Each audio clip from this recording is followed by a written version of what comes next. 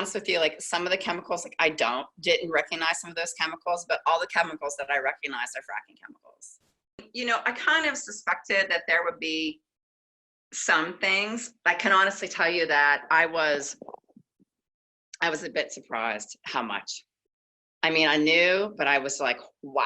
And then again, I knew it, but I had no idea to the level.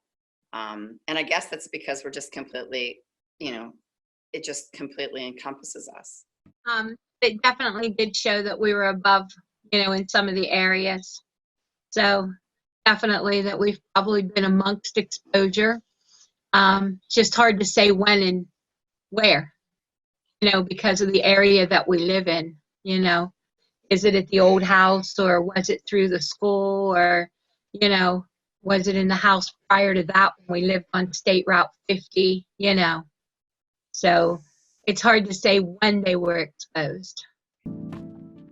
We were shocked, really. Shocked. Seeing the levels, seeing the levels of the chemicals that are contained in our urine from exposure, and especially being his age at 9 when the study was taken, that he's the highest of everyone in the study. It's scary. I mean, it made me want to move to Antarctica or somewhere just to get the hell out of here. Then they would go over to Antarctica and take all the oil out of the ice. Yeah. Well.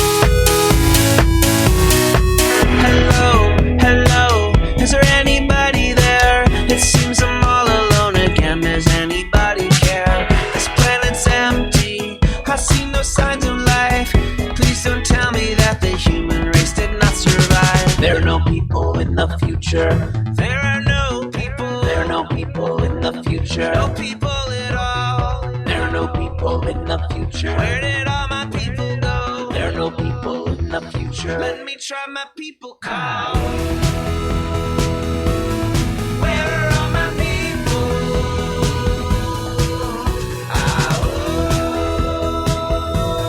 Where are all my people? I guess I'll fly away. Hey, everybody. Welcome to Raging Chicken's Out the Coop Live podcast for Wednesday, March 17th, 2021. Happy St. Patrick's Day.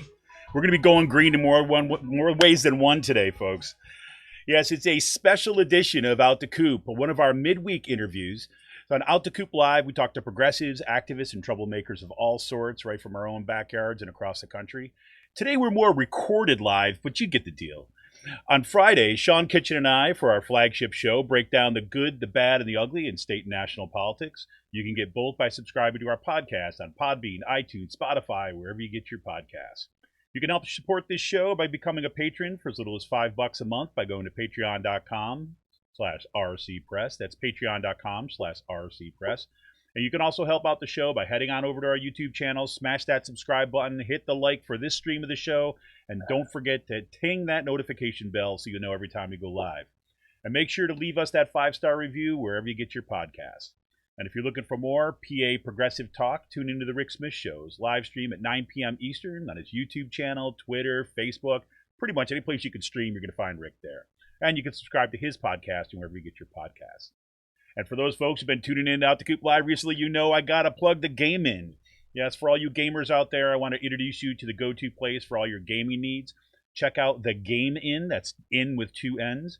Located on 309 in Quakertown, PA, the Game In is a Quakertown-based, black family-owned gaming store. Not only are they friends of the show and awesome folks all around, they have almost every gaming product that you can imagine, from retro N64s, Nintendo DSs, PS4s, and Switches.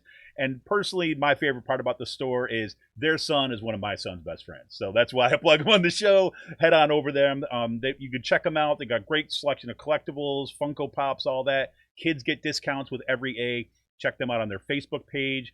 Look up at the Twitter at the Game In with 2 N's. You got questions about a game, looking for something hard to get, just message them on Facebook, drop them an email at thegameinpa@gmail.com, or check them out their website at thegamein with 2 N's, thegamein.com. And a special shout out once again to Jonathan Mann, who wrote our intro song, There Are No People in the Future. Check out all his great stuff on his YouTube page and follow him on Twitter at Song a Day Man. That's with 2 N's. Again, Song a Day Man on Twitter. Well, on today's show, I am thrilled to be welcoming Kristina Marusic to the show to talk about her devastating investigative series for environmental health news, Fractured, the Body Burden of Living Near Fracking. Fractured lays bare their scientific findings from a 9-week pilot study in Southwestern PA, where families are exposed to harmful chemicals and the failure of local, state, and federal officials to protect communities' physical, mental, and social health. The series focuses on 5 families, 3 in Washington County, PA, and 2 in Westmoreland County, PA. And the study finds not only high levels of toxic chemicals in the air and water, but inside the bodies of these families, with children frequently showing the highest levels of toxins.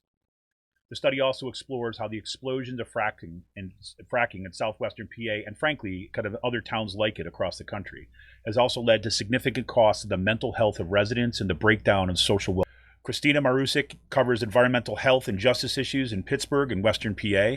She has received recognition or awards from the Society of Environmental Journalists, the Association of Healthcare Journalists, the Society of Professional Journalists, and the National Institute of Healthcare Management, the Press Club of Western PA, the Carnegie Center, and the Pittsburgh-based Group Against Smog and Pollution, or GASP, for her reporting on these topics. And prior to joining EHN, Kristina covered issues related to environmental and social justice as a freelancer for a wide range of digital media outlets, including Slate, Vice, Women's Health, MTV News, The Advocate, CNN, and Bustle.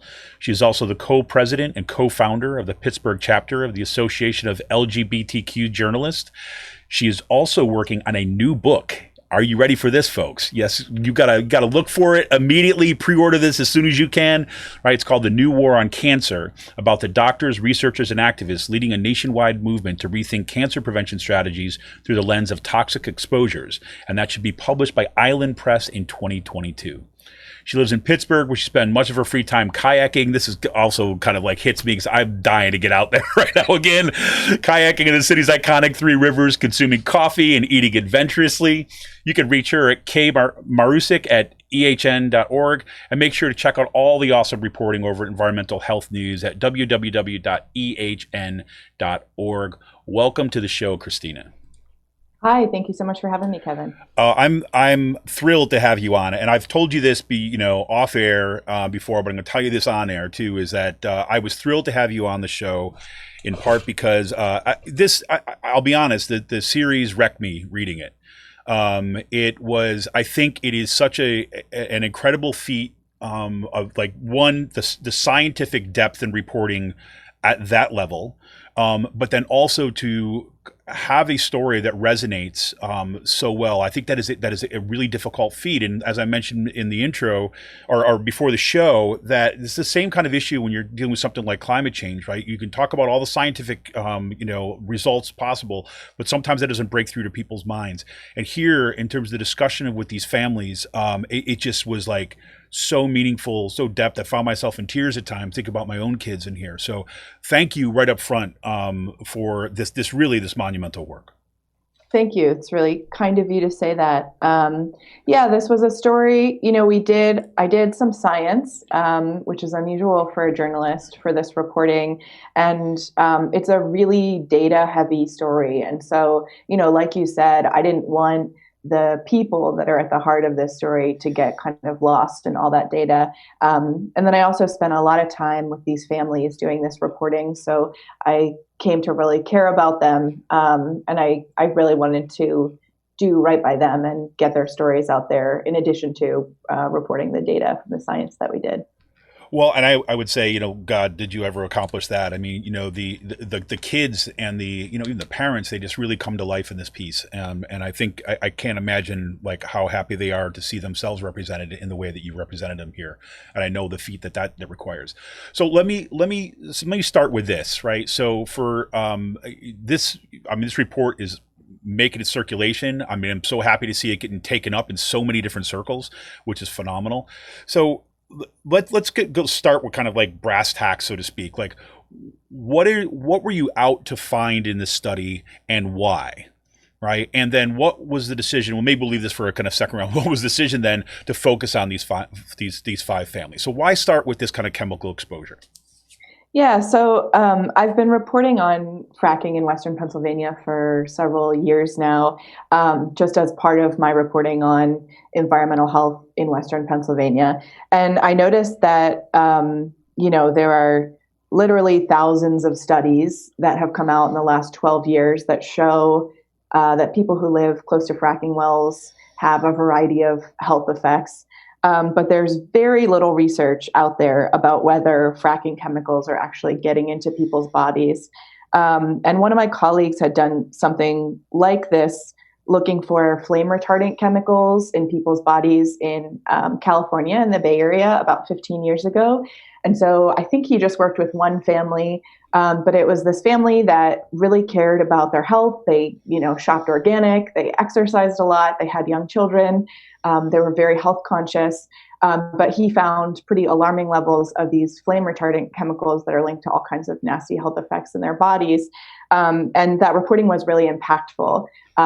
Lots of other similar reporting and work by NGOs. Later, the state ended up pretty heavily restricting the use of those types of chemicals in California, which then kind of changed what happened at the national level because people didn't, manufacturers didn't want to make one set of products for California and another set of products for the rest of the states. So we wondered if we could do something similar related to fracking.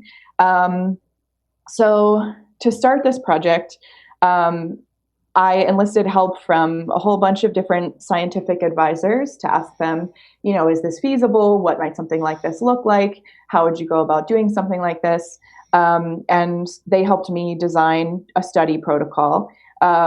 I also got approval from an independent review board to ensure the study met ethical standards. Anytime you're doing research that involves people, it's technically human subjects research. So you have to meet a lot of ethical standards doing something like that.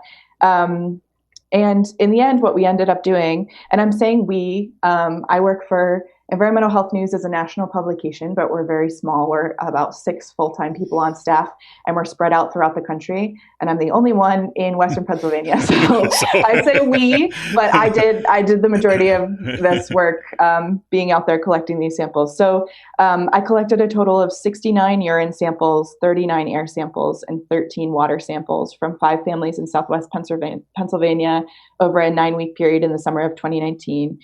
Those samples were analyzed for researchers at the University of Missouri who looked for 40 of the chemicals that are most commonly found in emissions from fracking sites.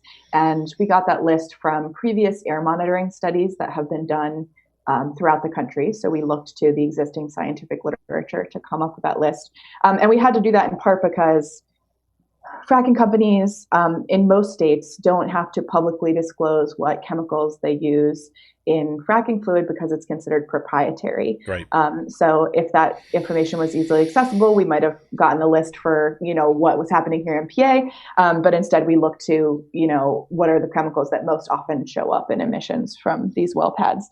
Did I cover, what else did you ask well, me? let me ask you this. So when you set out to do this, how much of this was like, we don't know if this is going to be the case, and so let's see, and how much of this were kind of like, no, there's probably a good chance that these chemicals are showing up in people. We don't know that for sure yet. There's not the studies out there, but we kind of suspect that this is where things are going to be. Yeah, that's a good question. So I could only find 2 other studies out there that had done biomonitoring related to fracking. One was in Wyoming, and it was a study of farm workers who were working outdoors in fields near these fracking wells all day. And then they also lived near the fracking wells. So the thinking was that they would likely have higher levels of exposures than fracking workers, for example, because they don't go home and leave the site at the end of the day. They're kind of always there. And that study did find relatively high levels of exposures in those folks. And I talked to the people who did that study when designing my study. And actually, the laboratory analysis for our study was done by the same people who did the laboratory analysis for the Wyoming study. The researcher is named Chung Ho Lin, and he kind of developed this cutting edge analytical methodology to screen the urine samples. And then the other study was in Canada, and it was a study of pregnant mothers who live near fracking. And that study also found some higher than average levels of exposure. So that's they were both kind of small pilot study type things. So there wasn't much to go on, and there wasn't much to look to for an example of how to do something like this. So we definitely had discussions of, we could do all this and find nothing. And as a small organization, we spent about $60,000 on the study, which is a good chunk of a nonprofit news organization's budget. And we had to decide up front, well, if we test and we find nothing, then that'll be good news for these families, and we'll report it anyway. We'll have to, we'll report whatever we find.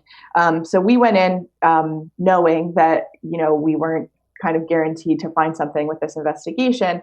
And we also, that's part of the reason that we collected multiple urine samples spread out over the course of a summer and multiple air samples. So we know that emissions from fracking wells and compressor stations and pipelines and other related infrastructure tend to be very sporadic. It's unlikely. It's not like, sometimes something like a coal-fired power plant might have pretty consistent measurable levels of emissions. But then fracking wells, they're very sporadic. So you might see nothing for weeks and weeks, and then there might be this huge plume that's full of lots of toxic chemicals that last for just 15 minutes, but anyone in the vicinity is being exposed during that time, which can also, has different kinds of risks and long-term potential for harm than those kind of constant emissions that are carefully monitored and tracked. So we did 3 urine samples for each person in the study and 2 air monitoring samples. And we tried to spread them out over time, thinking, hoping that we wouldn't just catch someone on a weird day or something. So we had a better sense and a better ability to say, are there huge differences in their level of exposure throughout the summer? And just so to kind of try to account for that. In an ideal world, with endless resources, you would want to do something like this every day over a long period of time. But with the resources we had, we wanted to have the best chance of kind of capturing what their normal exposures might look like. Well, and what's remarkable about this, and we'll get to this a little bit later in the discussion, but I mean, this is essentially, you talk about that daily monitoring. This is essentially what should be being done by federal and state and local regulators. I mean, this is the fact that you have a nonprofit organization, a small nonprofit organization with limited funds doing this kind of bang up work, right, with $60,000, right? That shows you what's possible. If we want to know, we can know. So we'll definitely get into that quite a bit. So let me one more thing on the kind of the sciencey end of things, right? Before we talk about the families, which I really want to get to. The other thing that I found pretty very interesting in the discussion, and again, someone who's not a scientist kind of coming at this, I wouldn't have been considering these things looking ahead of time. But the kind of controls that you had to have in this study to kind of being able to identify these different kind of markers of these chemicals that break down. Right. So it's not like you say, OK, you've got benzene. Right. And so there's that benzene molecule and it's going to stay there for the rest of your life. Right. You have to find ways in the study to be able to identify what's a likely cause. And I also should say, for everybody who's doing this, you're also extraordinarily careful. right? To not overclaim things in this study, right? You're saying, okay, look, here's the range of things that could be contributing to this. However, this is why we think that there's an association or correlation with what was going on with your fracking. So can you talk a little bit about having to deal with that, like even to be able to identify those impacts? Yeah, so I mentioned that flame retardant study that one of my colleagues had done. And this was very different from that because a lot of these chemicals we looked for show up in a lot of places other than just fracking emissions. So when we're talking about things like benzene and toluene and naphthalene, it's well established that those have some pretty severe health effects, and it's not good to be breathing them in. But we also know that you can find those in things like vehicle exhaust and cigarette smoke and some like paints and varnishes and household cleaners. It's a pretty long list. So we expect that everybody has some level of these compounds in their bodies to begin with. Another thing that made this tricky, and part of the reason we wanted to do multiple samples spread out over time, is that the chemicals we look for mostly are processed through the body very quickly. So you said, it's not like you get benzene in your body once and then it's in there forever.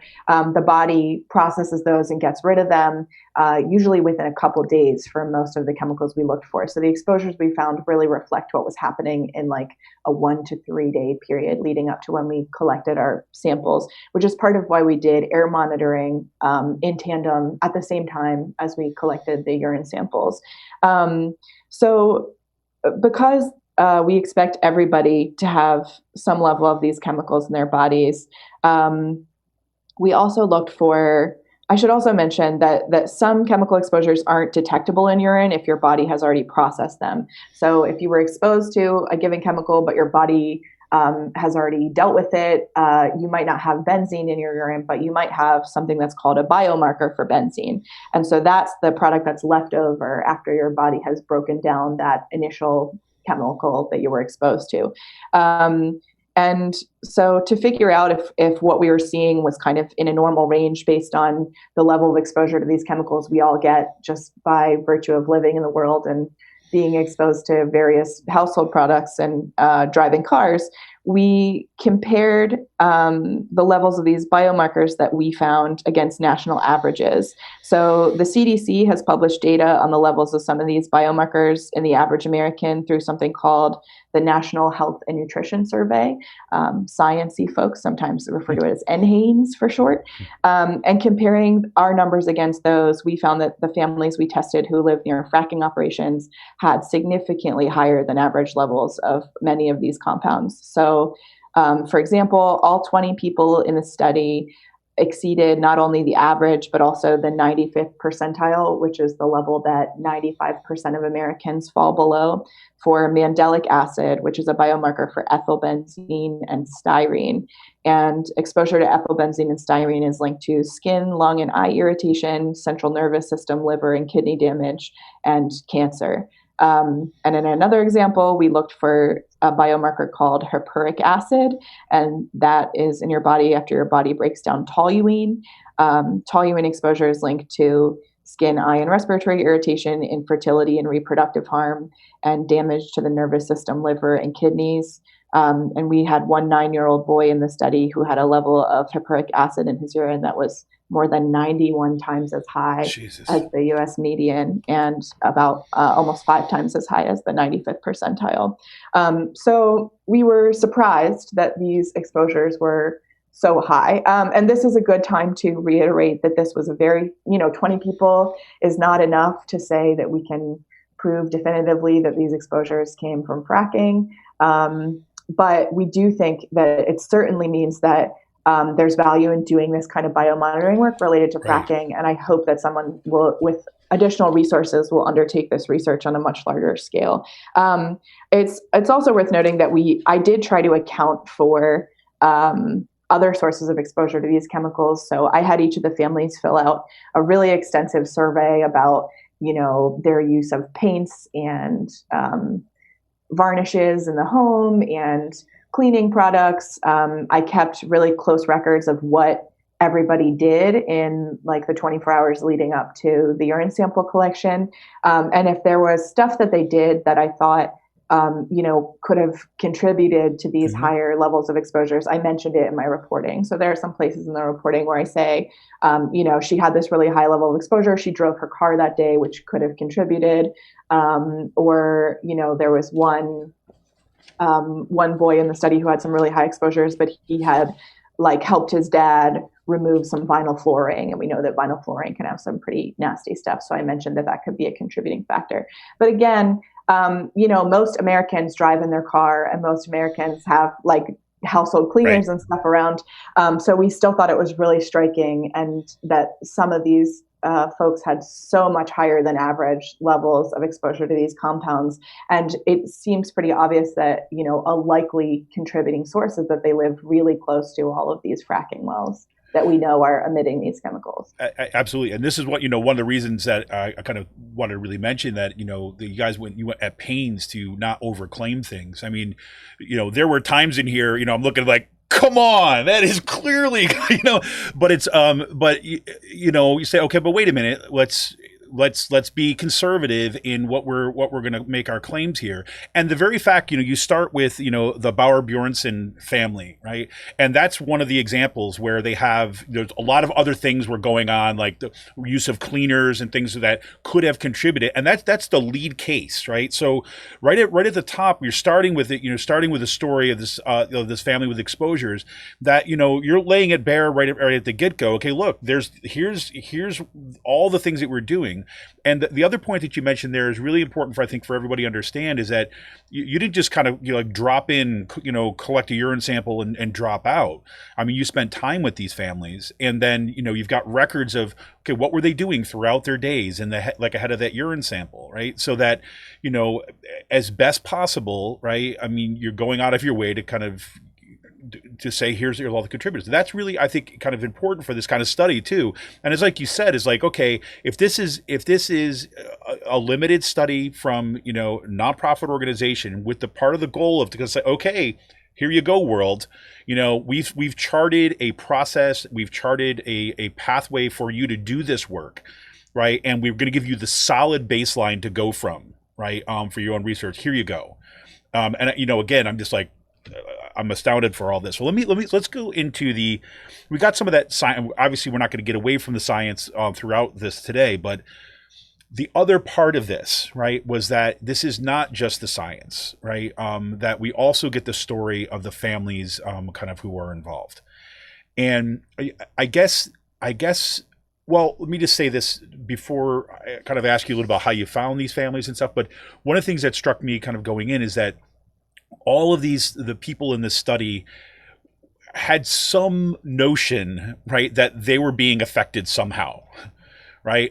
Some of them, obviously, when you get to the families in the end who are actually kind of working against the pipelines, they were, on it, right? They were kind of like, steeped in some of this stuff, and even they were surprised. I'm getting ahead of myself here, but the other families just like noticing health effects with the kids, noticing that they don't feel so well, noticing respiratory issues, noticing bloody noses kept on recurring. So talk us through a little bit about like these 5 families. How did you kind of find them, right? Number one, and what made you want to kind of really lead with their stories, right out in front? Yeah, so to find the families, I partnered with the Southwest Pennsylvania Environmental Health Project, which is a nonprofit health advocacy group based in Washington County that primarily serves residents who live near fracking and tries to help them minimize their exposures. They're kind of unique in this nonprofit sphere because they're not like an anti-fracking group. Their mission is to, the founder saw that there was effectively no local health department and that people weren't getting the help they needed from the state health department, and was a toxicologist and just thought like these people clearly need resources. So they're really there to field, they have a nurse practitioner on staff, and they field calls from people in the community who are concerned, and they put out information on like, when the wind is blowing this direction, shut your windows kind of stuff to try and help people minimize their exposures. Well, can I just say about that too? One of the small details in this report that blew my mind, I just did not know this, was that there's only I think 5 or 6 counties that have their own health department. Yeah, in Pennsylvania, that's true. There are a handful of like small, I forget what they're called, but they're like health centers, and they do like STD screening, and you can get like a TB test there. You can get some vaccinations, but they don't have the capacity to answer calls about something like this. They're not like, they're not like a full urgent care clinic. Right, they offer sure. the 4 services they offer. And so this area is really kind of underserved in terms of public health.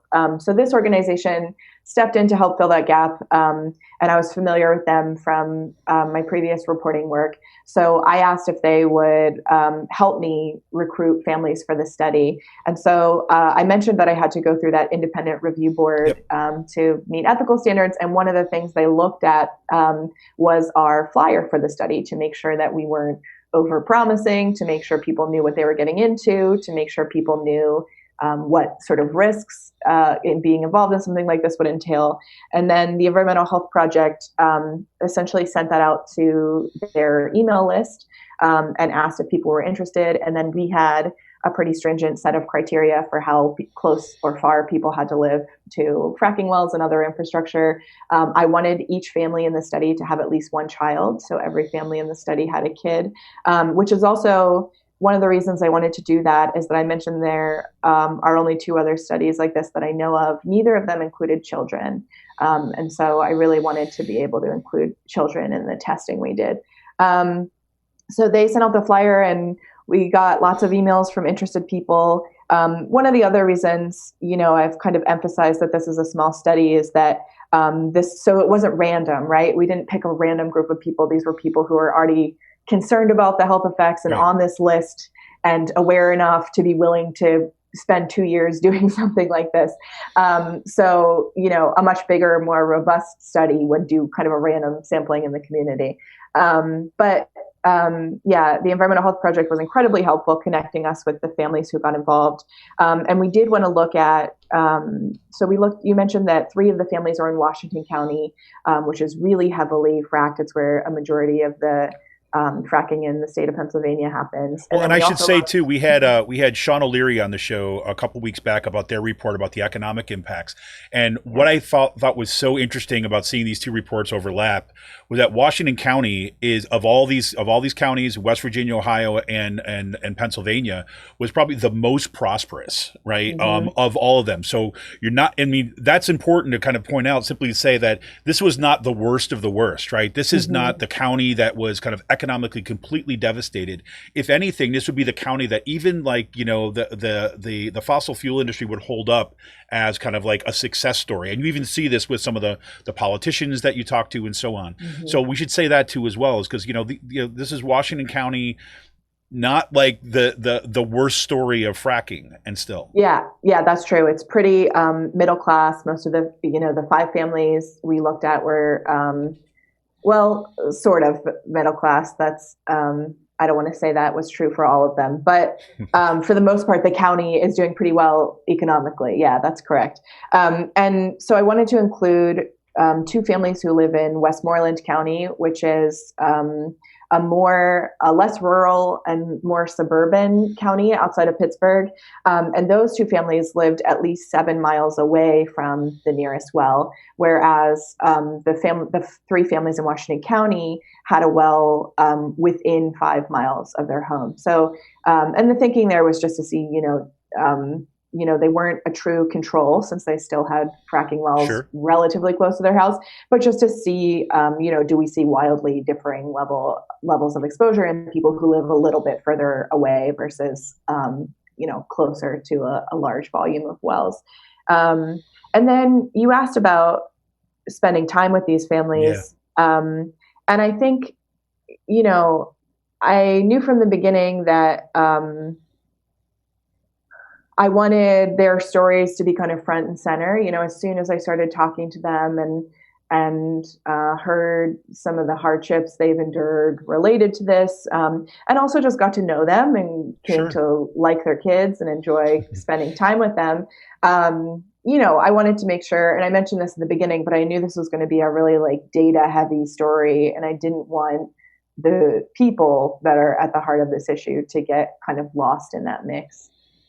Well, and I think that too is like, we should also tell people that, in accompanying this report is, and you hear some of their sound, both at the cold open for this show and then some of the breaks we're going to do, but definitely to head over to, the story itself. The link will be, obviously all the links to, it's going to take you where you need to go are going to be in the show notes for the day, but there's all these videos of the families, right? So some of the interviews and some discussions, you get to hear their own words and their expressions. And, like I said, just be prepared just because it's heart-wrenching. And what's in a weird way, what made it even more difficult is that none of these families that you talk to were like, claiming victimhood sort of thing. These are, all of them seemed like tough Scrabble folks, right? And they didn't want this, and the determination to kind of push through on top of it all, which is, because that could be one of the pitfalls of this kind of story is that the only time you get to see actual real people is that when, say, the author of the story or the documentary, whatever it is, wants to show a kind of like a sad picture of these, and there's plenty of that. Let me be clear, but it was also about these are whole people who are struggling to live their lives in the best the way they can, and the choices that they're making for their families. They're trying to do the absolute best. They're doing everything they should be doing, right, to keep their family safe, to keep their families healthy, and still. We find him with this.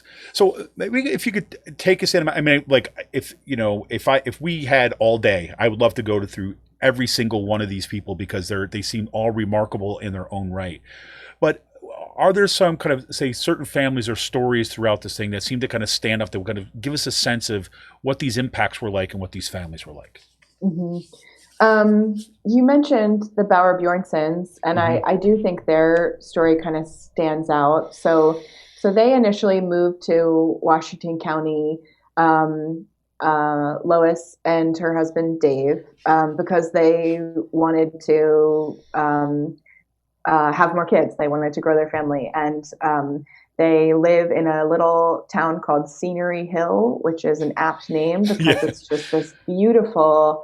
I actually felt really fortunate when my job in the summer of 2019, pre-pandemic, involved getting to go out there and drive around on summer days in this just absolutely gorgeous area because it's these rolling green hills and there's little patches of forest and there are family farms and they have a cute little main street that's got like a pie shop and a yoga studio. It's just a really kind of naturally beautiful part of the state.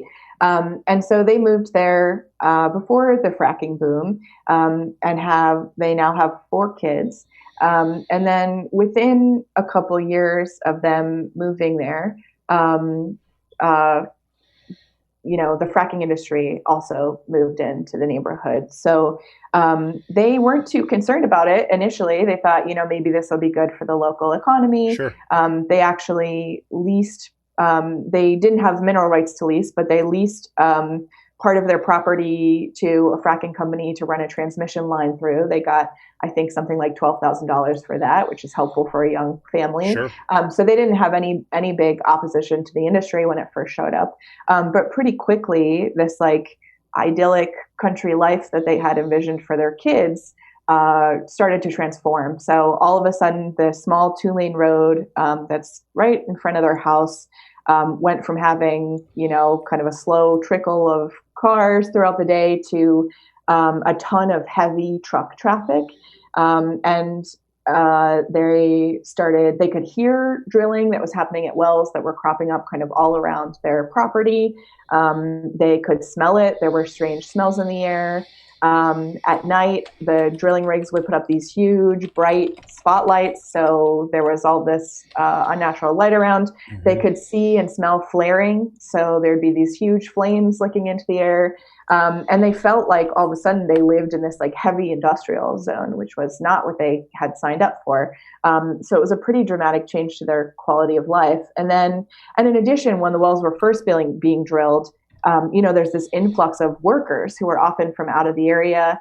And Lois described, I'm not sure if this even made it into the reporting, but Lois described to me that they would have people there to direct well traffic to trucks, and they would just like sleep in tents alongside the road. Yep. So there would be all these strangers who were in spitting distance from their house, just sleeping in tents, which was a little unsettling for a family with young kids. They didn't know these folks, and a whole bunch of out-of-state, primarily men, sleeping in tents outside their house. That would be a little unnerving to me too, as well, with my kids. Yeah.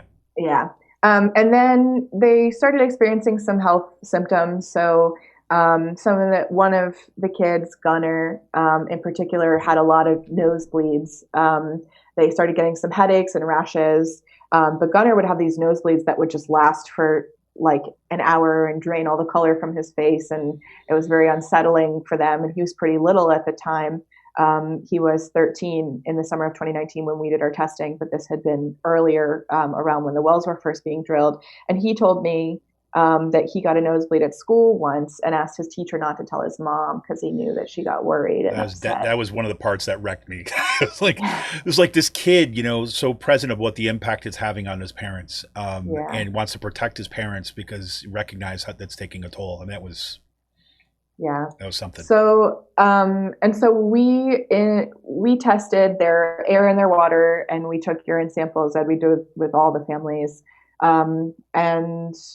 I mentioned some of those kind of overall numbers we found that were pretty surprising, but in Gunnar, that the boy who had the nosebleeds, we found a level of mandelic acid, which is a biomarker for ethylbenzene and styrene, that was 55 times as high as is seen in the average American, and it was higher than levels that are typically seen in the average adult cigarette smoker. Ethylbenzene and styrene are linked to skin, eye, and respiratory tract irritation, reproductive harm, endocrine disruption or hormone disruption, and increased cancer risk. More than half of the family samples exceeded the 95th percentile for phenylglyoxylic acid, which is another biomarker for ethylbenzene and styrene. And more than 40% of the family samples exceeded the 95th percentile, the US 95th percentile for hippuric acid and transmuconic acid. And those are biomarkers for toluene and benzene. And they're linked to similar health effects, things like skin, lung, and eye irritation, central nervous system, liver and kidney damage, and increased cancer risk.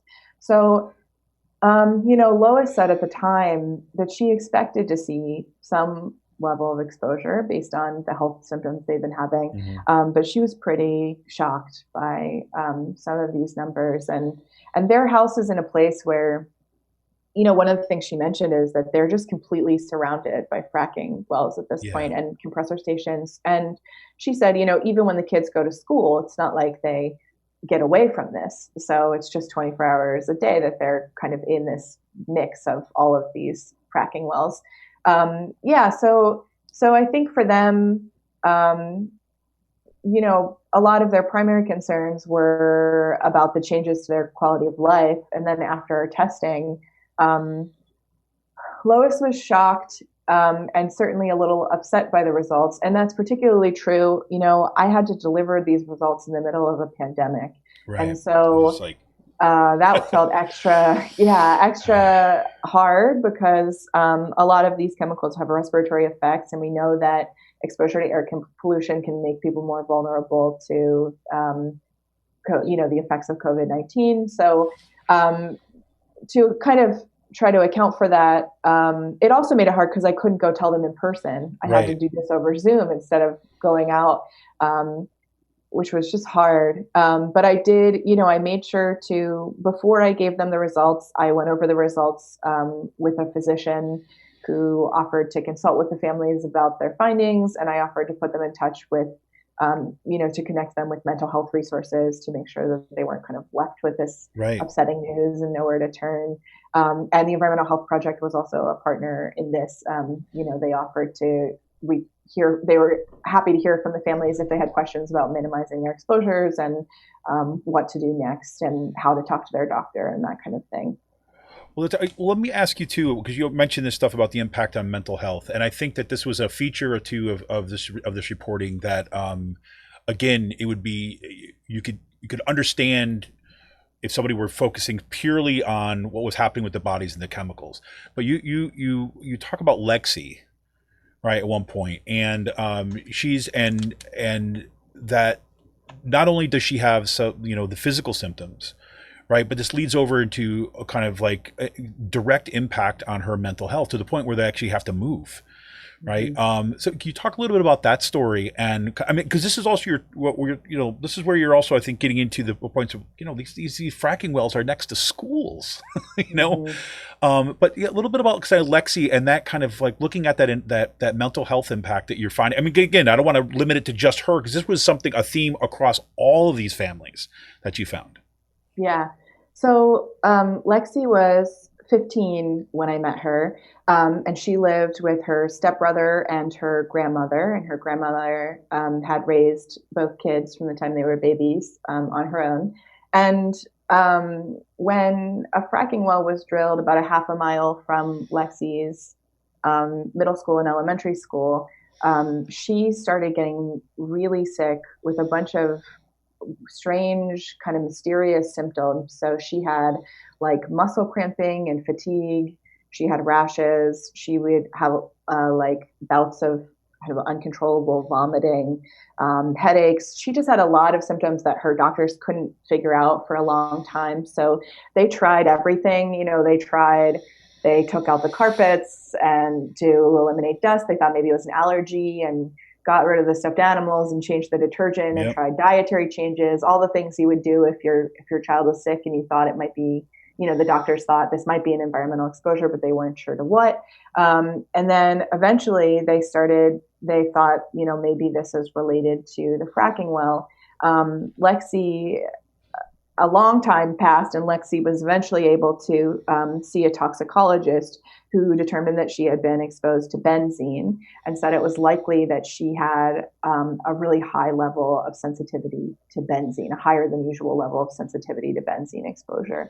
And so, at that point, they were afraid that the fracking well was to blame. She had been, there are various phases and drilling that are associated with like higher levels of emissions. And when they looked back, they saw that like a lot of times when she was the most sick was when something was going on at the well that would cause higher levels of emission. And we know that benzene is often emitted from fracking wells. So her grandmother started, like going to town hall meetings and school board meetings to try and raise these concerns.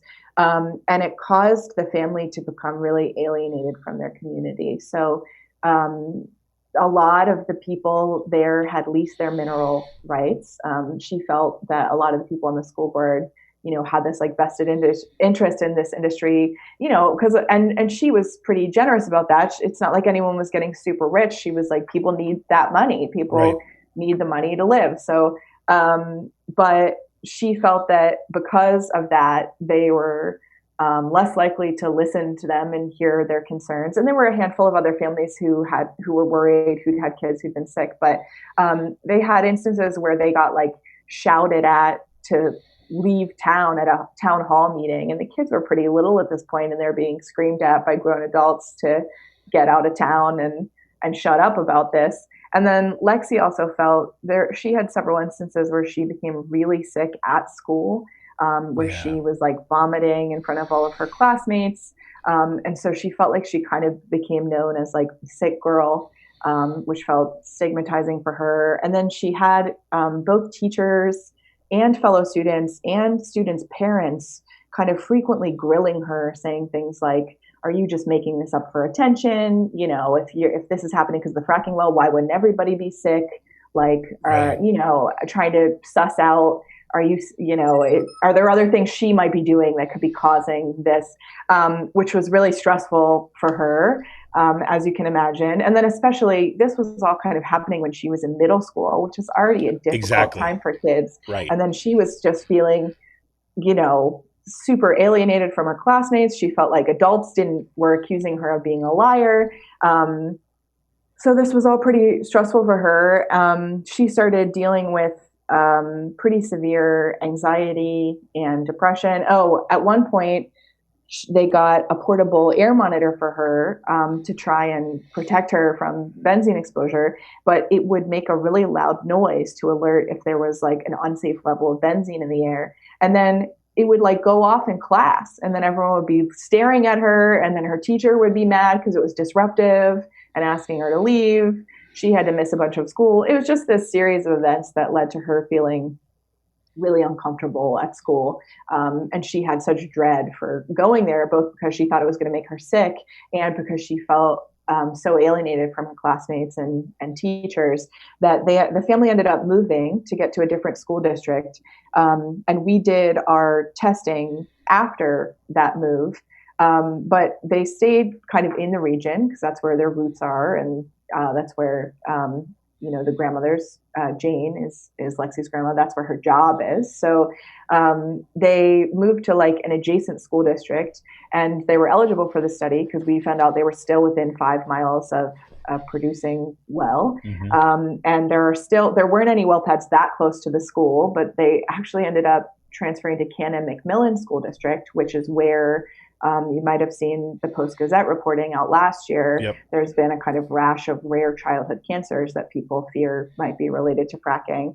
And our testing found that they are still being exposed to harmful chemicals. So in the testing we did for them, we found a mixture of harmful chemicals in the air and water. None were above regulatory thresholds, but when I talk about these air and water results, I try to mention that, we looked for 40 chemicals, and a very small handful, 4 or 5, are regulated in any way at the federal or state level, either in air or in drinking water. And so of those small group of chemicals, we didn't find any that exceeded regulatory thresholds.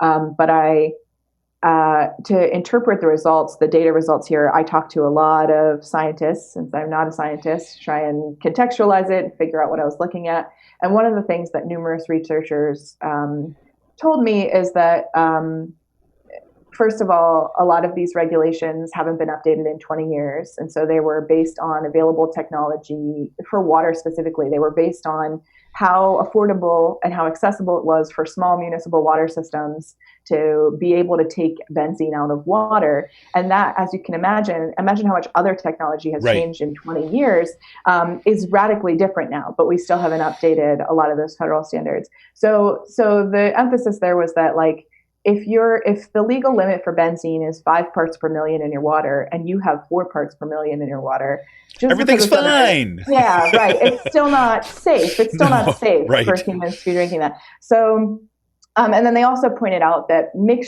chemical mixtures, can be harmful in ways that are potentially more than additives. So they add up, but they can also like interact and worsen the effects of one another. And then, one researcher pointed out about the air samples, if you're finding detectable levels of 10 different carcinogens and they're all below legal thresholds, those legal thresholds don't necessarily take into account that you're getting exposed to all 10 of them simultaneously in your air. So we found a mixture of harmful chemicals in the air and the water, though none were above regulatory thresholds. And we found 18 chemicals known to be commonly emitted from fracking sites in one or more of their urine samples. And that list included benzene, toluene, naphthalene, and a bunch of lesser known compounds. All of the family's urine samples exceeded the US 95th percentile for mandelic acid, which is that biomarker for ethylbenzene and styrene. More than half of their samples exceeded the 95th percentile for phenylglyloxylic acid, which is another biomarker for ethylbenzene and styrene, and for trans-transmuconic acid, which is a biomarker for benzene. And yeah, there's more. Their urine samples suggested they had higher than average exposure to biomarkers for toluene and xylenes. And all of these chemicals have those health effects I've mentioned again and again, which is skin, eye, and respiratory problems, gastrointestinal irritation, neurological issues, increased cancer risk. And we did find detectable levels of benzene in their drinking water and in the urine samples. And so, knowing that Lexi has this sensitivity to benzene, they kind of came away saying, like, we assumed that municipal water would be safe, but I guess we should start filtering our water too after this. And I think that was frustrating for them because they had moved to try and escape this problem and then found out, like, oh, we're still being exposed. And, they kind of came away feeling like, if you want to stay in Pennsylvania, like, where can you go? Where could we have gone to feel safe? Right, exactly. You're asking people, again, you're talking about, like, say, industrial. The way I read it, I don't want to put words in your mouth, but the way I read it is I'm looking at this as kind of like, this is like industrial economic systemic abuse, because it's like, where do you go? And you're told that, well, I mean, like, literally you're hearing, and again, they're not saying it as directly. I don't think they're fully aware of what they're saying, but they're saying, like, what's the problem? If you don't like it, leave. Why can't you just leave this, like, abusive relationship with fracking in Western Pennsylvania? I mean, that's like, that's what kept on coming back again and again and again. And that you've got, even in the situation at the schools with Lexi, right? I mean, look, I don't have a very kind of fanciful kind of, like, unicorn idea about the way that people act in the world, right? I mean, I know kids can be cruel, right? I know people can be cruel. I know when people are put up against the wall, when they're challenged with something, that they'll fight back and be defensive, even if that's not based on things. I think that's how people are. It's why this stuff is so difficult. So, but you're seeing, like, the actor that's kind of behind the scenes, right? You got this huge industry, right? Is the one who's, like, the abuser in the scenario, right? I mean, and all these folks in one role or another are either having to kind of forced to play a role of, we're going to kind of defend the abuser, or we are going to carry out this. We're going to, we're going to be the minions on the ground, or I'm going to be like someone like Lexi, who's going to be a situation of feeling like having to doubt herself. Is there something wrong with me? Especially, as you said, she's in middle school. I mean, your identity is in the middle of forming at that point, right? And your body's full with hormones. You're kind of trying to make sense of the world, and boom, this is the thing. And so I kept on hearing that all throughout this, reporting, and it's and we're definitely, I want to get to the, the regulator stuff and some of the industry stuff kind of like in a bit. But before we go to a break, I do want to talk about the two families from Westmoreland, right? Because they were outside the immediate impact of fracking. Like you said, they were was a 7-mile radius, I think. So they're outside this, right? And it's like, okay, we're in a kind of a safer little place. We're in a kind of like more suburban particular town. These were families that were involved with trying to stop pipelines, right? They were very aware. You're describing that, they ate well, chose organic, right? Made sure they bought local. They're doing everything that we're supposed to do as individuals, right? To try to make our lives healthy. And yet they find that, well, no, you're not safe, right? So tell me a little about those families. Yeah, so their stories were really interesting. The moms of both of those families at the time worked together at a nonprofit that was dedicated to keeping fracking out of their little township, Trafford, in Westmoreland County, and they had been successful so far. So there had been plans to drill, and their nonprofit, which is called Protect PT, which stands for Penn and Trafford Townships. There were wells that were supposed to go in, but they had like tied them up in court for years, so they hadn't actually been drilled yet. But again, because this is so ubiquitous in Western Pennsylvania at this point, they still had a well. The nearest well was about 7 miles from both of their houses, and so testing them. Again, we were surprised. We thought that they might have kind of lower levels of exposures, but all of the samples from both of those families exceeded the US 95th percentile for mandelic acid, which is that biomarker for ethylbenzene and styrene again. Almost 90% of the two moms are named Anne and Jillian. Almost 90% of Anne's family samples exceeded the US 95th percentile for phenylglycoxylic acid, another biomarker for ethylbenzene and styrene. And Jillian's little girl, Lily, who was 9 years old at the time we did our samples, had the highest level of something called 3-methyl hippuric acid, which is the biomarker for xylene that we detected in anyone in our study. And xylene exposure is linked to skin, eye, and respiratory tract irritation, drowsiness, and dizziness. And with long-term exposure, high levels of long-term exposure can do some damage to internal organs. So I looked pretty extensively in the story about these two women into some of the other potential sources of exposure for them. And I talked to lots of like air quality experts about, things that might be impacting them. And in that process, I found out that they are surrounded by dozens of functioning operational conventional oil and gas wells, which I was surprised by because it's sort of this suburban county. So I just didn't realize that they were when you look at the map, it's like a alarming number. Within 5 miles of their house, it's like legitimately, I think my fact checker said she counted 100. Jesus. Yeah.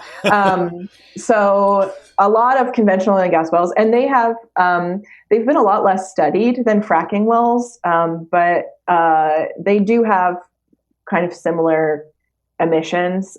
We know less about them and whether they're sporadic, and they have a shorter list of chemical concerns from them, but there is some overlap in what comes out of those. And then they're also closer to some of the big industrial sources of pollution in Pittsburgh. And the air quality experts I talked to said, they could be getting some of the air pollution that blows over from the Clairton Coke Works facility here, which is like the largest remaining coke facility in the country. They heat coal at really extremely high temperatures to convert it into coke for steel making, and it has some of the nastiest emissions in the country. So they're getting some of that exposure. They kind of live closer, because it's less rural, to more busy roadways, and they have their own like small industrial sources of emission in the county. And I compared some of those against what we see in Washington County. But I think the big takeaway for me from their story was that oil and gas infrastructure is so ubiquitous in Western Pennsylvania. So it's not just fracking wells, right? There are conventional wells, right. And we are in the process of developing a vast network of pipelines that gets more vast by the day. And there's compressor stations, and there's all of these other pieces of infrastructure. And then that's being added to by the petrochemical plant that's being built here in Beaver County, the Shell ethane cracker, which is going to convert ethane from all these fracking wells into plastic nurdles for use in plastics manufacturing. And that has its own whole set of infrastructure and a lot of these similar chemical emissions of concern. It's not open yet. It's close to completion. But, I think the big takeaway for me is that, it's just so hard to get away from these types of exposures in Western Pennsylvania, because even these women who had fought so hard and been successful in keeping fracking out of their little township in an attempt to protect their kids from this, one step outside their little township and it's just everywhere. And then you also mentioned, that I think a lot of times the response to this is like, well, why don't they just move? And, for these families, a lot of times, for a lot of them, they grew up in this region. This is where their entire social network is. Their friends are here. Their extended families are here. The grandparents who help out with the kids are here. The kids' schools are here. They're like, why should we have to uproot our whole entire lives and go somewhere else just to have healthy air to breathe? And I think, those families, as you mentioned, they're because they were engaged in this kind of work, they're pretty aware of trying to avoid toxic exposure. So they're careful about the cleaning products they use, and they're careful about shopping organic and all the stuff they eat. And so it was disheartening for them to see these test results and say, we're trying so hard to keep our kids safe, and we're still being exposed to these harmful chemicals. Well, and I look at, this is runs right up against the, the way that I think getting away from fossil fuels and things that has been dealt with up until now, is that there's all these individual choices, and people can feel really good about themselves making kind of really individual choices, and that's not to knock them. Obviously, those are good choices to make and all that stuff, but to run right up against the limits of those choices in such a stark way. That's what I mean when you hit that part of the story, when they're like, the results, like, we've done everything right. And, imagine ourselves as healthy. And here we are, we're still stuck. It's absolutely kind of remarkable. Well, I don't want to get too far away from this, but I do want to kind of go up into a break. I want to come back and talk a little about some of the regulatory stuff that's going on here. It's something. I don't know if you're listening to this at this point, right? You're kind of like hanging on to the next thing. You think this is where it kind of ends. It does not, right? It's kind of goes on and on. But we're going to come back. So we're going to take a quick break, and when we come back, we're going to go look at some of the kind of state, kind of local, state, federal kind of regulatory kind of issues, and some of the failures of kind of the way that our kind of governments are dealing with this. So this is Kevin Mahoney, editor and founder of Raging Chicken. We're going to be back right after this quick break. We're going to remind you can help support this show by going to patreon.com/rcpress, and you can become a patron for as little as $5 a month. This is Kevin Mahoney, editor and founder of Raging Chicken. We'll be back right after this.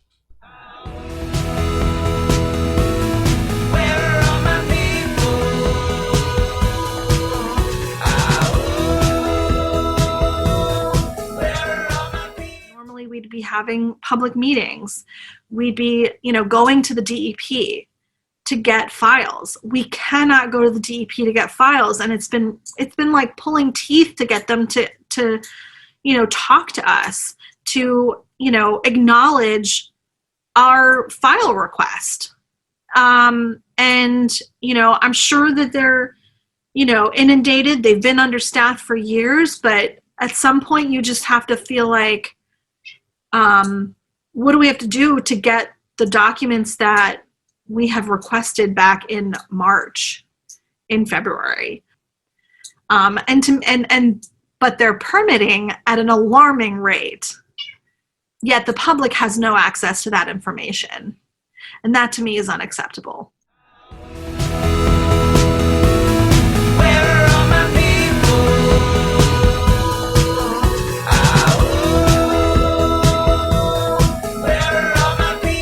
Welcome back to Raging Chicken's Out to Coop Live. Yes, it's a recorded live show that's part of our kind of midweek series that we've been slowly cultivating interview.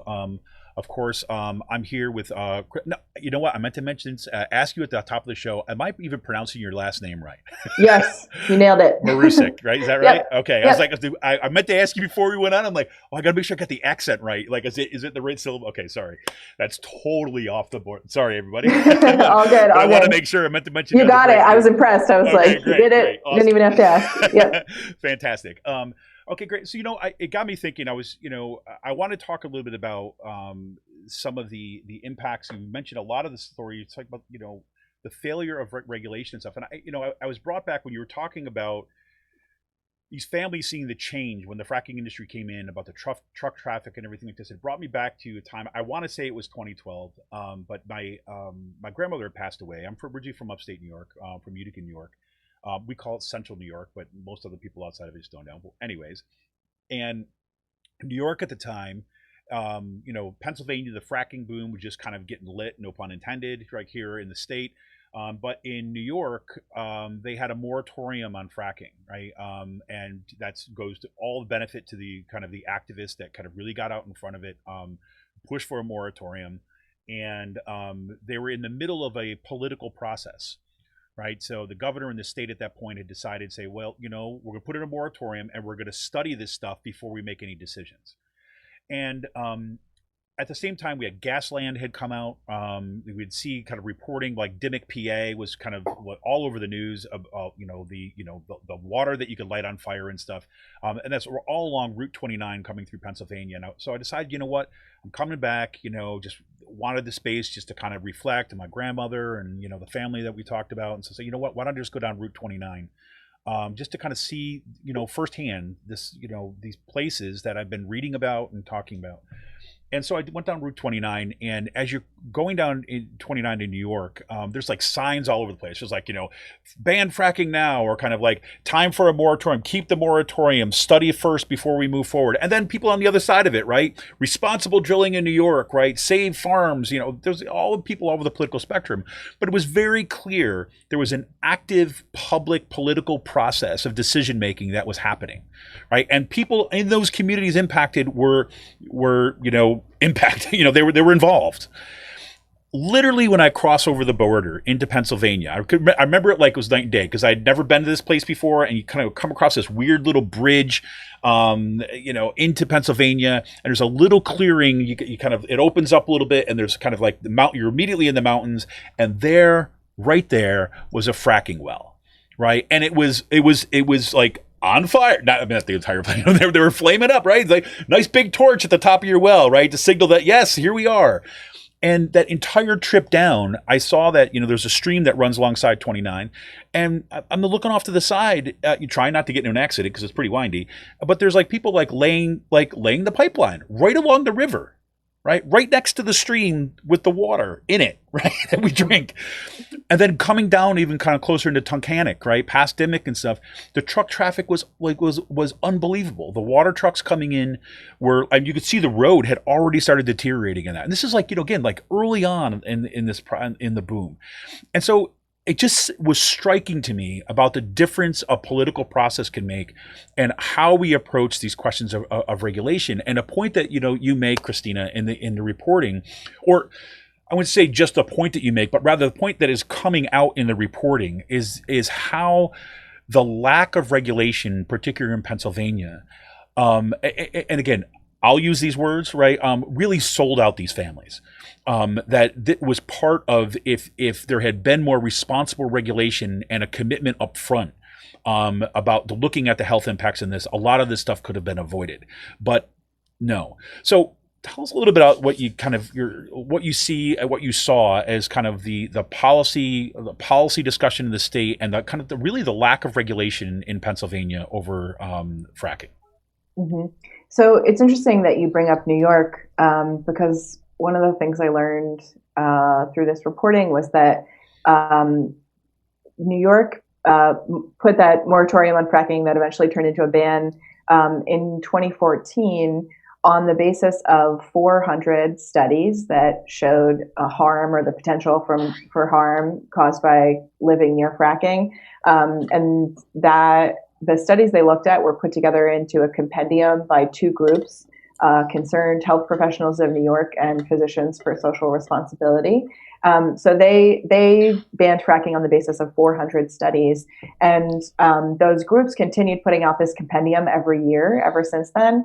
And in the most recent, the 7th edition that came out in December of 2020, they had more than 2,000 studies that showed either demonstrated harm or potential harm from fracking.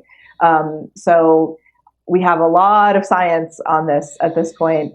So I think that in the reporting, I laid out some of the specific problems that are happening in Pennsylvania and why they're happening here. But I think it's important to note that this kind of lack of regulatory framework isn't just in Pennsylvania. Right. So in fracking towns across the state and certainly across the country, people have really struggled to get answers about what's happening on their land and in their communities, and as I demonstrated, certainly in their bodies. And so on the federal level, fracking wells are mostly unregulated compared to other polluting industries. So they're technically subject to the Clean Air Act, but there are no air monitoring requirements for fracking wells. So monitoring and enforcement are largely left to the states. And that's very different than, say, like the Coke plants that I mentioned, Yep. where there are federal requirements about air monitoring and reporting of emissions. And that kind of structure just doesn't exist for fracking wells at the federal level. And so a lot of this regulation and monitoring and enforcement are left to the states. And then states are often just under budgeted, understaffed, and under resourced when it comes to this kind of stuff. And then the boom happened very quickly. So Yeah. a lot of times states didn't have the ability to hire all of the scientists and, air quality experts and just actual staff to physically go out and do inspections to be able to keep up with the volume of these fracking wells in a meaningful way. And so in the reporting, I found examples of this in a bunch of different states. So in Ohio, a 3-year investigation published in 2020 by the environmental advocacy group Earthworks showed that the Ohio Environmental Protection Agency and the Ohio Department of Natural Resources failed to act on 39% of public complaints filed against regarding air pollution from the oil and gas industry, meaning like they just didn't respond. The complaints were made and they just didn't have anyone to go out and take a look. There was a 2018 incident in Ohio that really exemplified the consequences of this. So there was an explosion at an Exxon fracking well in Belmont County, which is actually pretty close I to remember Pittsburgh. this. Yeah. And the site leaked methane at a rate of about 132 US tons an hour for 20 days. And that ultimately resulted in that site emitting more methane than the entire oil and gas industries of France, Norway, or the Netherlands do an entire year. Let that sit with you for a 20 minute. days. In the course In of 20 days. Yeah. And methane, of course, as you mentioned this too, is methane is a worse greenhouse gas, right? At least over the short term, right? That's right. Yeah. It's kind of condensed at the kind of the front end of its lifetime, but it's like, but it's a worse greenhouse gas. Just let that sit with you. 20 days. So carbon dioxide is more powerful over like 100-year period, but methane is 84 times more climate warming than carbon dioxide over a 20-year period. And when we talk about climate change, as we all know, we're looking at a 20-year period that's important to all of us, especially people who are living today. Yeah, want to live, right? Exactly. Want to live in a non-dystopian future. Yes, that was important. And similar stories have cropped up in Colorado. So researchers uncovered a pattern of fracking-related crimes going unreported or unacknowledged. In North Dakota, journalists found that accidents and spills were underreported and that regulators rarely used the enforcement tools that they had at their disposal to address them or specifically to impose any kind of sanctions. And in Texas, investigative reports have revealed that the industry is being largely left to self-regulate. So a lot of times, I certainly talked to people in the course of this reporting who thought there was like some nefarious collusion between state government organizations and the fracking industry.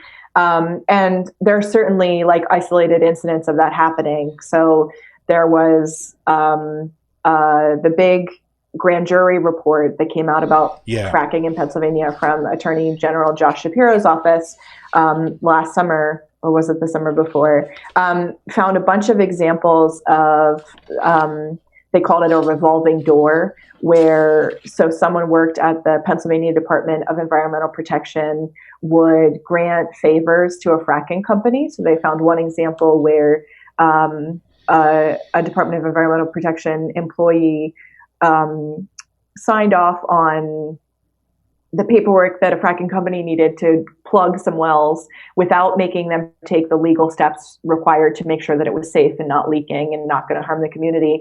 Like multiple times for the same company, multiple wells, they did this. They just didn't make them do the stuff they were legally required to do. And then like the next month, they were hired by that fracking company for, double or triple the salary they were making as a state regulator, probably. And they found numerous examples of that. So there are some isolated incidents where that kind of thing is happening. But I think my impression is that overall, it's a lot of well-intentioned people who work, you don't go into being a state regulator for the money. It's not a super glamorous or lucrative job. So for the most part, well, you get your own TV show, right? No, it's like, no, there's really, where are the perks? There's not many. Right. It's a tough job that doesn't pay super well. And people go into this kind of work because they want to help and they care about people. So my impression is actually that it's more a matter of just a lack of a meaningful regulatory and enforcement framework. And then, as I said, a lack of resources, just an inability to respond to every complaint or concern in a way that's meaningful. Especially, we talked earlier about the kind of lack of health departments in the state of Pennsylvania. And that's something that came up again and again. People, one of the families we tested that we haven't discussed, Brian Latkinen and his son Ryan, were having all these problems with their water. And the DEP tested their water and told them it was undrinkable, but determined that the fracking company wasn't to blame.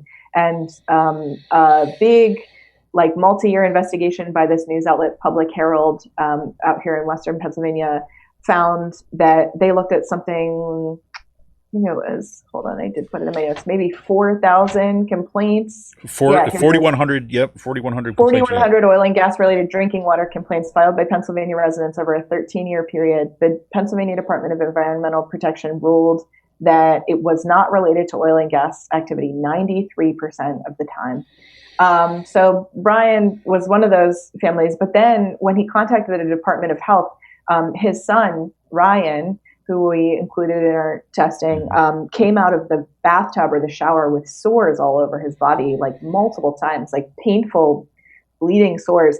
And when he reached out to the Department of Health, their suggestion was go to the nearest YMCA to shower. He's already buying bottled water to drink at he said he spends about $70 a month on bottled water for the two of them.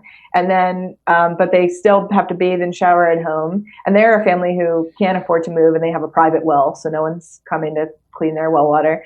And the nearest YMCA is about a 30-minute drive away from him. So he said, what are we supposed to do? We're going to spend an hour in the car every day just to shower. Well, and let's take the most generous reading that we can of that advice, right? Of somebody who said, look, I don't know what to tell you. I don't know what solutions to maybe go to a YMCA. Let's just put the nicest face on that person who's telling him this, right? Yeah. What that points to, in the best possible scenario, is an utter breakdown of, a political or democratic process for which they're dealing with the level of the size and scope of this issue. Because let's be clear. One, you're talking about the most powerful industry on the planet, right? With infinite resources being able to kind of come in and make its case, right? Number one. Number two, you're talking about areas, right, that are often kind of significantly impacted, economically impacted by things that before the fossil fuel industry, right? Where you have breakdowns in kind of former economies and you have deep holes in the economy where people are looking for jobs, that you have an economic crisis, right? And then you're talking about a lack of a regulatory framework, right, on top of that. And then if you add into it, right, a political context, right, which is pro-fossil fuels, right, you've got the perfect storm there, right? You don't have the political will to address the scope of the problems. And so what's left is some poor person at a county office saying I don't know, go to the YMCA. Yeah. I mean, because in the worst case scenario, you look at that person who tells them to go to the YMCA and you think that they're the biggest piece of blank that you could possibly think. But even if you're generous in that, it's so much bigger than just that interpersonal thing. But you say right in this thing where Brian is his name, is that right? Yeah, Brian. He's this is the kind of thing that has led him to feel in despair when it comes to the response from, say, local and kind of state government officials. Yeah, that's right. He just felt like he had reached out again and again and again to the Department of Environmental Protection and the Department of Health, and also his doctor and his toxicologists, and he just couldn't get answers. I think it was, of course, worrisome to get the results from our testing, but he also expressed that it was, he felt like it was the first time he was getting information that he had been looking for years and years and years. It was the first time that somebody said, yeah, we did this testing and here's what we found in your body. And otherwise he just felt like he got the runaround from the fracking company. Yeah. He got the runaround from the state health department. He got the runaround from the DEP. And I think you're right. I did ask the Department of Health, is this a typical response to if someone has concerns about the quality of their water? Do you typically tell them to go shower at a YMCA? Go jump in the lake, literally. I mean, like this, it's like yeah. So like, is this standard procedure? And they kind of said like, we don't have the jurisdiction to, as a health department, if it was municipal water, there were obviously levers they could pull to say like the municipal water provider has to clean this up. But when it's a private well, as we've all seen, people in Flint, Michigan still don't have clean drinking water. Right. How many years in? So access to clean drinking water is a real problem in the United States. And then when it comes to these kind of like one-off cases where someone has a private well that's been poisoned, there's just as incapacity in the current regulatory systems we have in Pennsylvania for sure. To help these folks. So. Well, and even the solution, right? I mean, he's told he considered hooking up to municipal water, right? But I mean, he's going to bear the cost. Right. Right. I mean, and he's also had concerns about the safety of the municipal water which is a fair concern. Right. He mentioned there have been numerous cases. That water in particular is in a region where like the local landfill found out after the fact that they were taking fracking wastewater, and that like not being properly informed and didn't know how to properly clean it. And so, right, that was another situation where he just felt like we're already only drinking bottled water. We try to shower fast. Like what else can we do here? And he really felt, his story is part 3 in the 4-part series. And I really thought he just really felt like he was failed by regulators and the governmental agencies that are supposed to protect Pennsylvania residents. So you do talk to some of the regulators and some of the politicians who are kind of say more, let's say I don't want to say pro fossil fuels, because I want to be careful about that, because you mentioned, I'm spacing on his name right now. He's a Democratic representative, and you're talking about particularly around the cracker plant. I think that's Robert Matsey. Yeah. Robert Matsey. Right. And so in his case, right, so it's not like he's just like fossil fuels rule, everything like this. Like you see him trying to walk this line of say jobs for the community, but we're going to support this. So all this back. How what kind of responses were you getting from these folks who are actually in positions of decision or regulation about how could they let this happen? I mean, again, like that'd be my question. Like, how the hell do you let something like this get to this point? Yeah, that's a great question. So it was a really kind of mixed response, and unfortunately, it was pretty clearly along party lines with some nuances like the ones that you mentioned. But, Representative Matsey said he was really focused on jobs for his constituents, which is understandable, especially out where he is. They've been really kind of economically devastated by the loss of the steel industry and have never fully recovered. And then simultaneously, he said, like, I'm not sure how to reconcile that with, knowing what I know about how people are exposed to living in fracking wells. And then he said, like, we absolutely don't regulate those well enough as a state, and we need to do better. And, he essentially said, like, some Democrats have been trying, and with a Republican-controlled legislature, it's just not going to happen. It's just not going through. So as part of my follow-up to this, I'm in the process now of starting to reach out to lawmakers in the state of Pennsylvania who are in these kind of decision-making positions to share with them the full report, because I was doing these interviews before the stories came out, obviously, since they're included in the stories. So to share with them the full report, and then also some of the high-level, like a one-page of, here's the most important stuff we found, because I recognize that policymakers are extremely busy and may not have time to read the full series. And then ask them that question, essentially, and publicly document their responses. So I'll be letting them know, I'm going to post your response online along with your contact information, so that if your constituents are interested in following up, they have access to do so. Here's what we found. and then like a list of 5 questions about how do you intend to address this and make sure that Pennsylvanians are protected. I am going to wait with bated breath for that to come out. I will be refreshing my pages. So that'll be coming. That's a couple weeks away. We want to give people adequate time to respond if we're going to publicly put out their responses. But I think that'll be an important component of following up on the series, is kind of saying like, now that we know this is happening, what's next?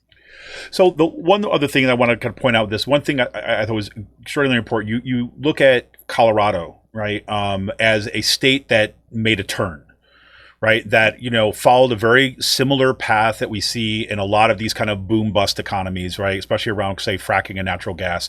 But Colorado kind of got to a point where say, well, wait a minute, we're going to change our direction in terms of how we deal with regulation here. Can you talk through that a little bit? Because the point, that's really important point, because you mentioned this at the beginning of this segment, where the science is out there, right? We have examples that already exist. We don't need to reinvent the wheel here.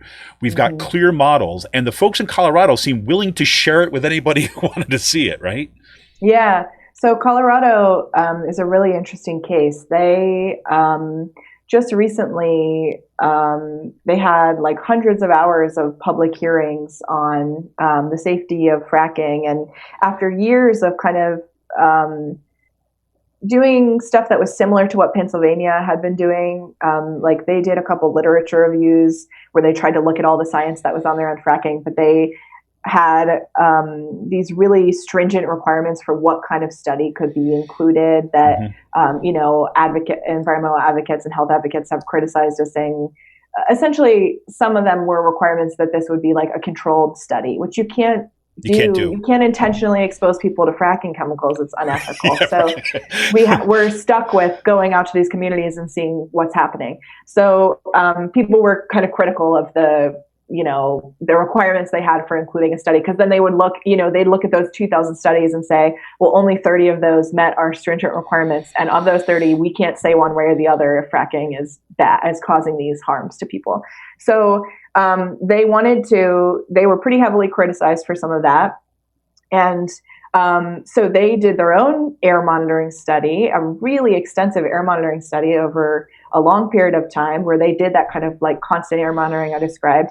And they found that they only looked up to 2,000 feet away from a well, but they found that at all the distances they looked at, from right up against a well to up to 2,000 feet away, there were levels of air emissions coming off of fracking wells that were high enough to harm human health. And so they pretty quick, and this was like the state health department and oil and gas. I'm sorry that their names are escaping me, but these were state agencies that did this research. Right. And after that, they had these, like 180 hours of public hearings on this. They brought in a bunch of the researchers I talked to about my data, actually said they had just been in Colorado testifying about this. So they contacted like scientific leaders, and then they had all these other stakeholders come in. They had landowners, and of course they had representatives from industry, and they had all these public hearings. And after the public hearings, they pretty drastically changed the way they're regulating the industry. So among their new rules is that they changed to a 2,000-foot setback for new unconventional oil and gas wells. It had previously been, I think, 500 feet, which is what it is in Pennsylvania and a bunch of other states. And that's the distance that a new well has to be from a school or home or a residence. They put into place a requirement that fracking companies capture and eliminate 95% of harmful pollutants released during fracking. It's pretty up there. And I should mention, a lot of these are relatively new, so they're still working on implementation. So there's some stuff that remains to be seen, how well and effectively they're able to implement these, but they're ambitious in the rulemaking. They have a requirement that emissions are monitored from the start of construction of a new well through the 6 months of production. The first 6 months of production. They have a ban on routine flaring or venting, which is what we talked about, those big flames. They tend to be particularly nasty. And that happens when there's extra gas that they're unable to sell, or it wouldn't be cost effective to transport and sell, so they just burn it off. A new system aimed at tracking the industry's cumulative impacts that they plan to have look at things like emissions from truck traffic and kind of all the secondary sources of pollution in addition to just what's coming out of the well pads, new protections for wildlife and waterways, increased transparency and public input in the permitting process, and they're incorporating environmental justice considerations. So looking at the poverty rate and racial makeup of communities that are going to be impacted by these emissions during the permitting process. So they really are, they also fundamentally changed the mission of the organization tasked with overseeing the industry and granting permits from, I think the language used to be like fostering oil and gas development, and now it's to like protecting communities and the environment, which is pretty radical shit. So they've really made a lot of changes. And they did say, you know, I talked to some of the people who were instrumental in enacting those changes and doing some of that research that I mentioned. And they were like, we're an open book. You know, Pennsylvania doesn't need to reinvent the wheel on this. We put everything online, like it's all public, and we'd be happy to talk to anybody from Pennsylvania who wants to talk. You know, and I asked Pennsylvania regulators, would you look to what Colorado did and take their example? And they had a very pat response. They said, like, we're always looking for better ways to protect the residents of the Commonwealth, and we're happy to hear from other states.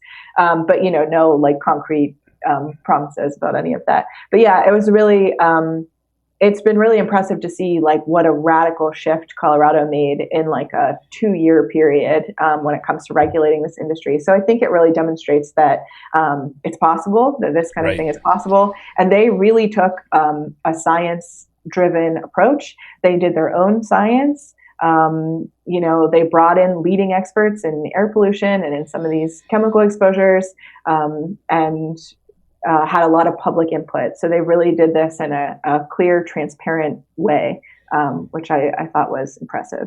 Well, that's what I mean. You hit the nail on the head. One of the things that I came away with, it was just like, it shows you that it's possible, and it doesn't have to take a 10, 15, 20-year process. Right, is that there's ways that this can actually turn on a dime. And I think that becomes all the more critical as, I mean, obviously the health impacts of families in Pennsylvania kind of mount, right? As we saw from the report that I mentioned before from the Ohio River Valley Institute, we're talking about the economic impact, the big boom and the help for the economies has just not panned out. That was a promise that was not kept, right? And we've got the crisis of climate change, right? Which is bearing down on everyone. And to see what they did in Colorado to say, okay, you know, I could remember too as well. I remember I was flying out there for a conference, not in Colorado, but over Colorado. And the plane had happened to go over the area that they were doing a lot of the natural gas stuff. So you just saw fields of these natural gas pipelines. So we're not talking about like a small corner of the state with a few wells. We're talking about a significant investment in that kind of infrastructure. And to see them flip like that, you know, and again, 2 years, okay, maybe flipping in political terms, that's a flip, right? That's like literally flipping the coin the other side.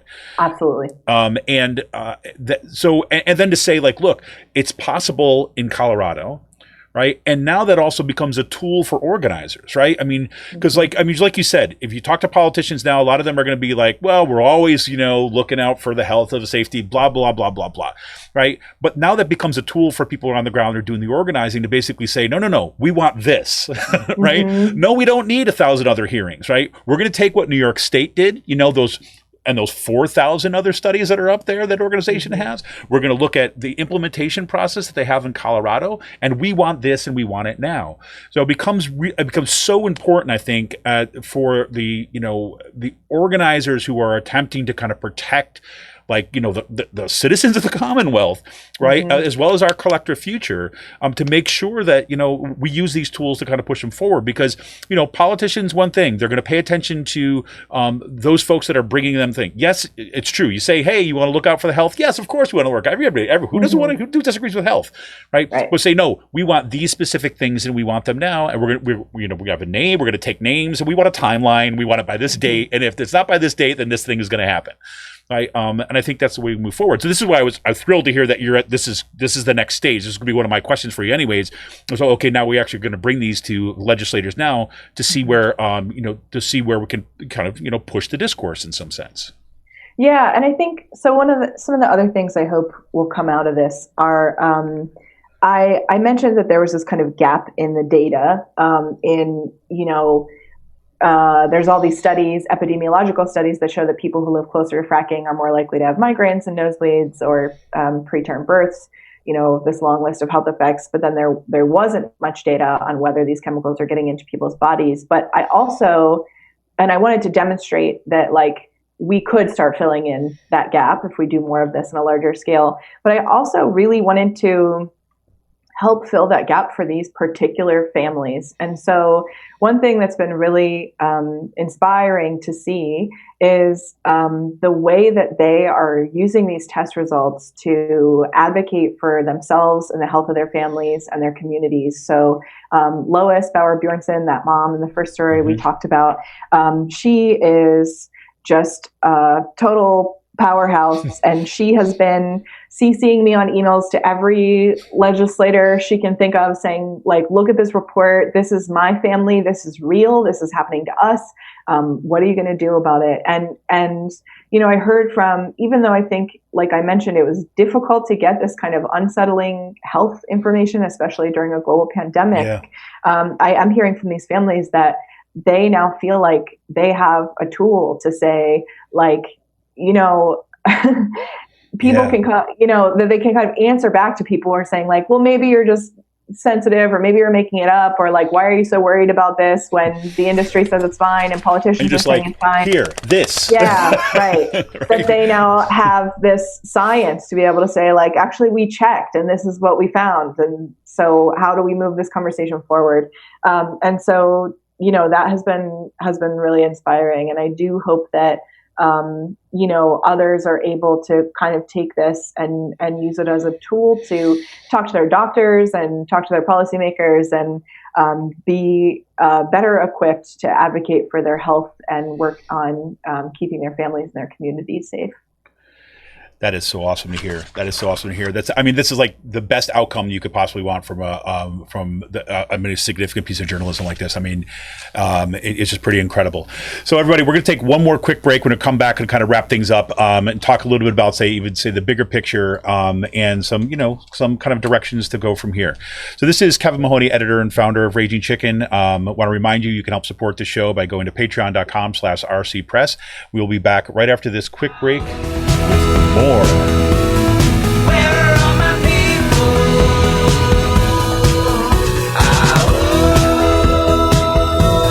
Where are all my people? I was a steward of my land, wanting this to be a generational farm for my children, and they've crushed my dream. My Constitution under Article 21, Section 1 guarantees clean air and water, pure water and air. I want it. I'm demanding it. They're violating my rights. That's how I look at it. Yeah, you're going to always have a little bit of pollution, but to the point that your son's so toxic that, no, I got to live with that. When does the cancer come? When does the heart disease come? When does the real problem start? And to have my son be 91 times higher than the 95, wow. I'm sorry, I'm a little stuttering on that one. It's hard to digest.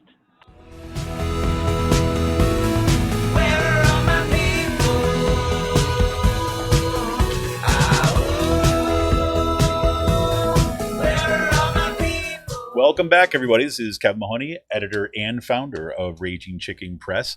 Yes, we are back to kind of close things out today. I'm here, of course, once again with Kristina Marusic, and this has been just an amazing conversation. And before I talk about this last thing and close things out, I just want to give a plug to a plugin. Okay, and this is going to be the geekiest thing you're going to hear in this show today. Okay, but when I went to their website, Environmental Health News, and I was kind of reading Kristina's report, I went to print it because I'm like old school Gen X dude who's like learned to read in like hard copy. So I went in and could print it out, and they have got this plugin on the site that's called printfriendly.com. And if you print using that, right, you go printfriendly.com, you press it. You don't even need to install the plugin at first, but you can just do it right from their website. It basically prints things out like with all the images and ads and everything like that gone. it's like freaking magic. So I just wanted to like shout out to every frustrated like online printer who likes to read text and paper out there. One, it cuts down on your paper usage, right? And it makes it's super easy. So I just want to put that out there. I'm not getting paid by anybody to say that. I'm just letting people know that I really, really appreciate little things like that. So anyways, well, to close us out today, I mean, one of the things that, you know, I walked away reading this series from, right, given that we've got underperforming kind of economic kind of development, at least when it comes to the actual communities that were being impacted by this. I mean, we know that, you know, the fossil fuel companies has made like hand over fist billions of dollars off this industry, right? But in terms of the jobs and the long-term economic impact of communities, that has not panned out at all.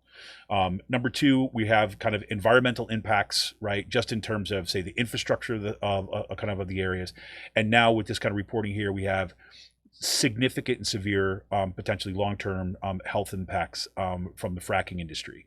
So on the one hand, we've got an avenue like, you know, in some ways, I'll just say best case scenario right now, we say take on the model of what we have in Colorado, right? So kind of really kind of do some significant, you know, significant regulation and significant change of kind of direction in terms of what we're dealing with.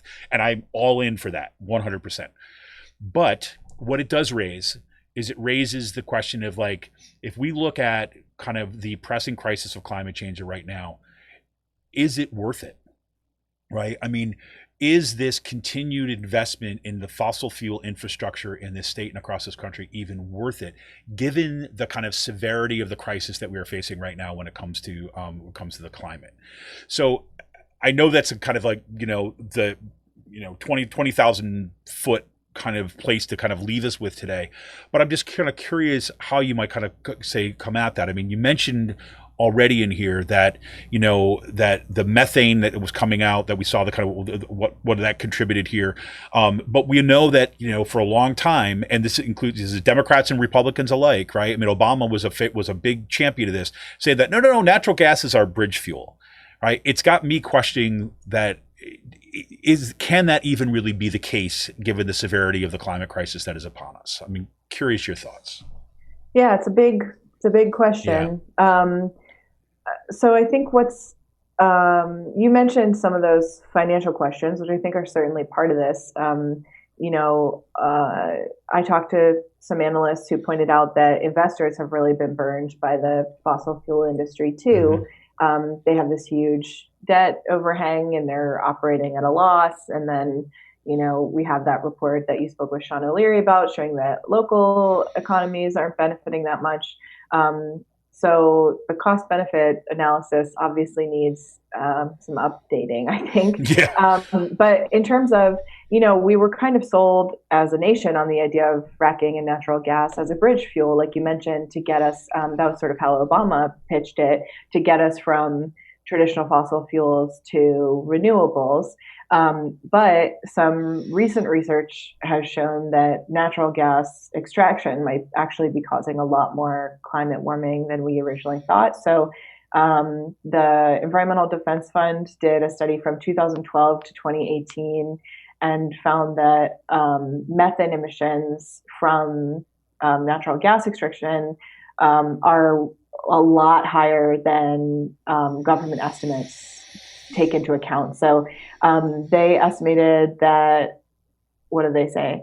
At least 13 million metric tons of methane that are specifically coming from leaks. So these are like undocumented, unmonitored, and largely unreported emissions. And they did this through satellite imaging. And so that number is about 60% higher than EPA's estimate based on reported emissions. And they say the wasted gas is enough to fuel 10 million homes for a year, and it would be worth an estimated $2 billion.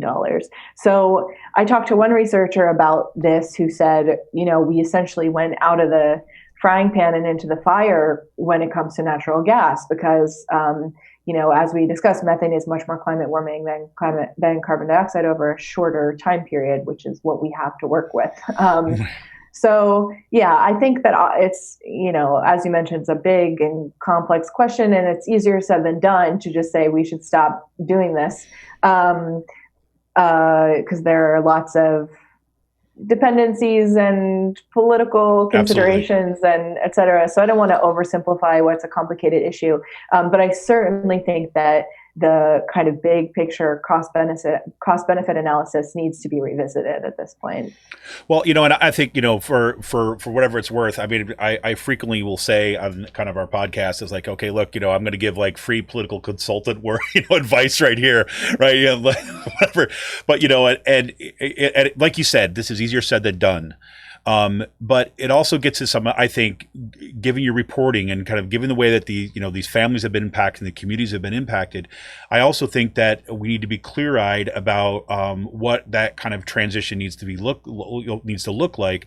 And this is, one of the things that I really appreciated when you had folks come out with the Green New Deal, is like one of the things that they really honed in on is the fact that these communities need to be on the front lines for the redevelopment towards a kind of a renewable future.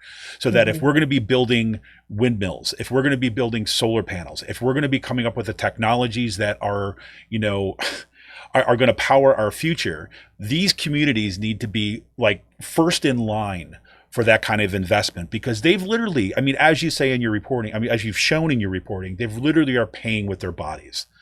And this is not new. I mean, I have this conversation very frequently, is like, when people will say, well, we have a long history of that. Yeah, but we also have coal industry. Yes, we powered it, but it was also gave us black lung. Yeah. Right. It also made kids like dying earlier in their lives because they're sitting there as the breaker boys kind of breaking up in the coal. Right. They never make it to 20 years old. Right. We're also talking about generations of people who have sacrificed with their bodies and their lives. And so in this kind of transition, it makes 100% sense to target these areas for that kind of development.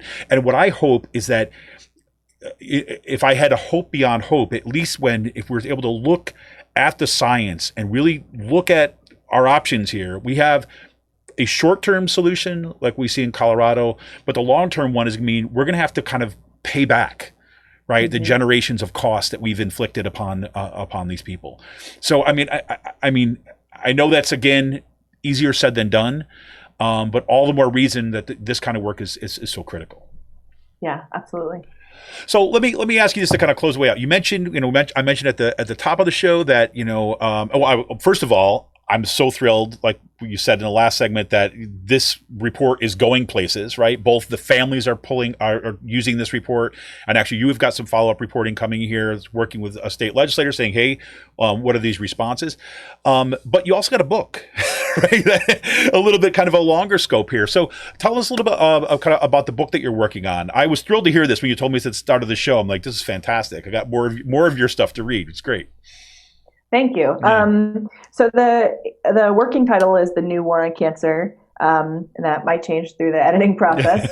So keep an eye out in case the title changes. But so essentially, you were really hitting on this when you talked about how these families are kind of doing everything they can to minimize their exposures on an individual level.